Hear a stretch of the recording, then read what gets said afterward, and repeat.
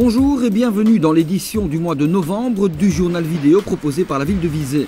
Une édition consacrée comme de coutume aux activités qui ont rythmé notre entité en ce mois d'avant-fête, avec tout d'abord la Saint-Martin célébrée chez nos arquebusiers, à commencer par les francs arquebusiers qui ont rejoint la collégiale Saint-Martin-Saint-Adelin pour le traditionnel hommage à leur saint patron et aux membres défunts, cérémonie ponctuée de la participation de la chorale César Franck.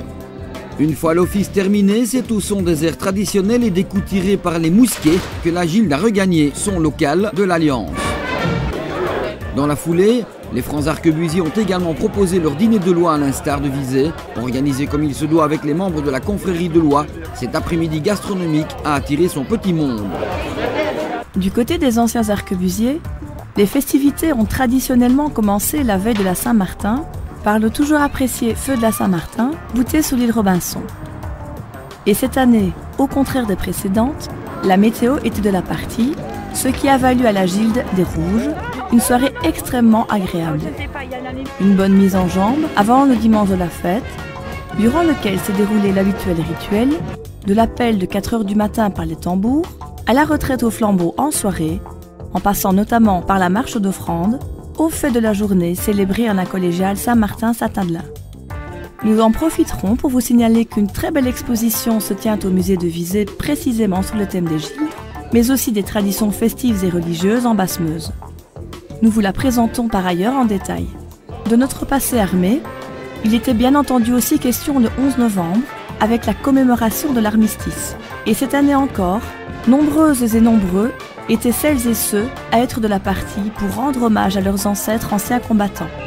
Plusieurs gerbes de fleurs ont ainsi été déposées au son de l'harmonie sur différents monuments qui parsèment notre ville.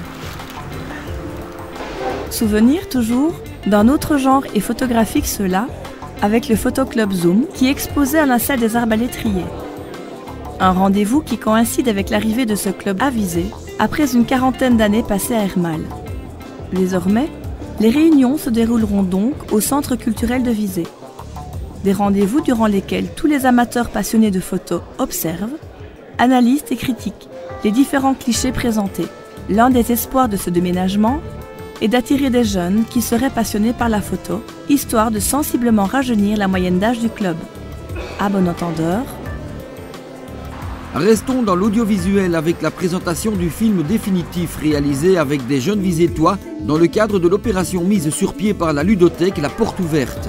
Réalisé avec le soutien de la Belgacom Foundation, il avait pour but double de permettre aux aînés de transmettre leur savoir et leur passion du vélo aux jeunes générations, ces derniers profitant de surcroît d'une expérience dans le domaine du multimédia avec la production d'un film. Nous vous reparlerons bientôt en détail de ce projet mené avec l'équipe de pensionnés de la SBL Le Regain de Serein. Nous vous proposons par ailleurs de découvrir l'intégrale du DVD réalisé par cette équipe passionnée et motivée.